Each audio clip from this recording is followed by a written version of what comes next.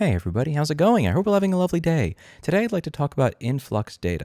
This is a cloud database provider that has closed down some of their server locations, seemingly to save cost in one of the worst ways you could ever imagine. This is a thread on their forum. I'm using hosted Influx database on Europe West 1. Now this weekend, I'm seeing weird behavior in my dashboard, missing or incomplete data that changes between refreshed. I see this behavior on all dashboards. I see this message. Retention on all my buckets is forever. Could this be the cause? I hope I'm not losing my data. I did not get emails from Influx database about this change. Can anyone elaborate on this? Same here. All of my buckets just got deleted. I too have received no email notification about this despite receiving other Influx database emails. This is a catastrophic communication breakdown, particularly since there are no brownouts in the lead up. I guess we'll see if Influx data kept backups for this. And as you scroll, you'll see more and more people have these issues. I think GCP Europe West 1 data is gone with the wind now, lol.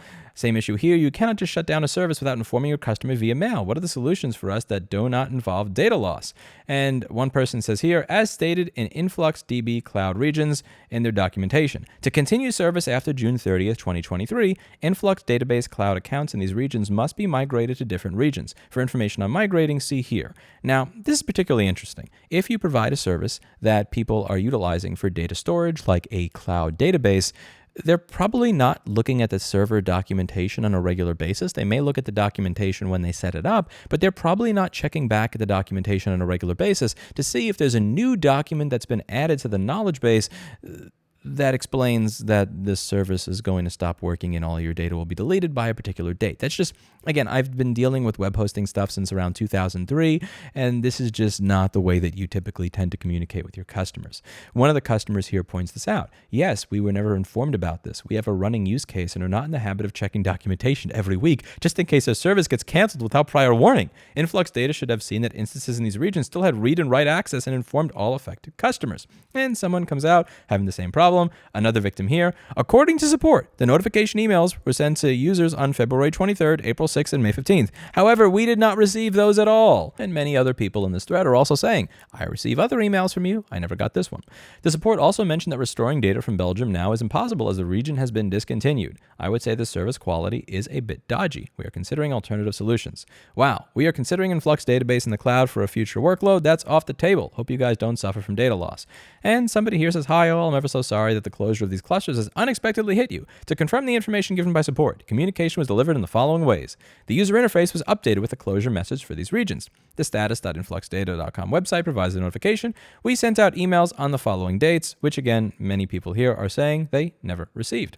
Thank you, but it seems your efforts weren't enough. We do not connect to the user interface on a regular basis as we use Grafana to query the data, but I worked personally with the user interface since February and I didn't see any message in the UI. If I noticed this message, I would have taken action. Where and when was we supposed to see this message? We weren't aware of this status.influxdata.com until we encountered problems this weekend, the weekend that their stuff stopped working because the instance was taken offline and seemingly deleted. And 3, we didn't receive any email from you on the days you mentioned. Absolutely any email. We performed a search in multiple mailboxes, including the one where we received your newsletter. I searched your blog, nothing about this discontinuation. I searched on the web, nothing, nor on your Twitter account. Another person says, can agree 100% with Julian. We've checked every possible email and there is no mention of the closure. And it just keeps going on and on and on. And this really reads to me like, I'm sorry, maybe we should have given you guys more warning. Sucks to suck. Really driving home that whole concept of the cloud being somebody else's computer, not just it being somebody else's computer, but a computer that they can just kind of hit the delete key on without telling you. This is horrible. Just a heads up, I work for a large film studio in Australia. We have now lost gigabytes of critical data, no emails, notifications. It's funny because AWS Sydney has been trying to get us into the cloud for years now. I can just point to Influx data and say that's why. I'm sure you will be hearing from them. This just gets sadder and sadder. I'm sorry. Like the more I scroll, we use AWS AP Southeast Sydney. Last month we paid the service $3,000. There is nothing left now. Now a lot of this, admittedly, could be fault with the email server kind of thing. Again, like I use Repair Shopper for sending out my emails. I don't send them out manually, and sometimes these emails go out perfectly, and sometimes customers say that they find them in spam. I work with Repair Shopper back and forth from time to time to try to resolve this, and there is not much that I can do. However, here's the thing: if I'm going to be deleting all of your instances and removing all of your shit from an expensive database solution, I might do something to try and see if they were read. So for instance, you can tell if an email has been read. Like let's say, again, if somebody has some sort of privacy protected email kind of shit where it doesn't load images inside the email, fine. But there are, you can do read receipts and stuff like that. You can have like an image inside and see if that image has been viewed by that particular person that you sent the email to and stuff like that. There's ways to kind of figure out if people are actually getting your emails. So for instance, at my store, we will email people that we are going to recycle their shit.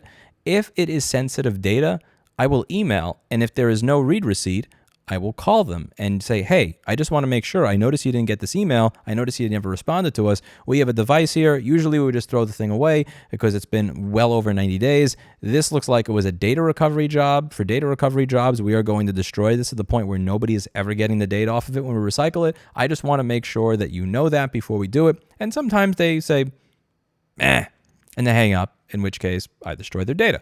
In other instances, they'll say, oh my God, I completely forgot about that. I lost access to my email account. Thank you so much. I'm going to come pick up immediately. Where I'm really, really happy that I made sure that the emails were actually being read before deleting all of their shit. Now, the question is, if I can do that on services that sometimes range as low as $75, why can't you for a professional cloud database service that can cost thousands of dollars? Something to think about.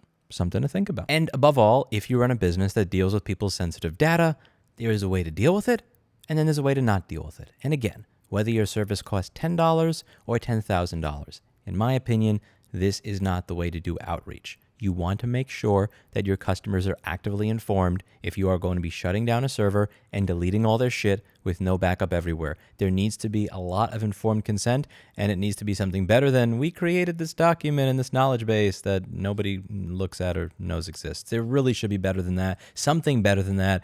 There shouldn't be this large number of people that go, yeah, I had no idea this was happening. And again, you can say they're dumb, they didn't back up their shit. Again, you can say that, but I'm coming from the business owner's perspective. I am not the person that is using the service. I'm the person that will be providing the service. And from my point of view, if somebody at my company treated somebody's data like that, I'm just going to be real, like they would be fired. As a company that runs professional board repair and professional data recovery services, if my manager dealt with customers in that way, like even if he had been here for 5 or 10 years, love him, but if they dealt with people on a regular basis in this way, there would just be a board flip moment at the company where everybody involved in that ticket was just gone. This is, like, in my opinion, that's completely unacceptable. And yes, the customer should be backing their databases up. Absolutely. That's still completely unacceptable on the service provider, in my opinion. Let me know what you think. Do you think that I'm being too hard on the business, or do you think that I'm not being hard enough in the business? Again, I'm biased here. As the business owner, I'm biased here because I know what it's like to deal with client data. I know what it's like to deal with client data when you have to contact them over and over again to let them know what's going on with it and you're not hearing back from them. And I also know how easy it is to do this type of basic outreach, which is why it pisses me off so much to read shit like this, particularly when it's going to affect large swaths of people, not just one customer. Let me know what you think in the comments down below. That's it for today. And as always, I hope we learned something. The cloud is someone else's computer. Have a backup somewhere else.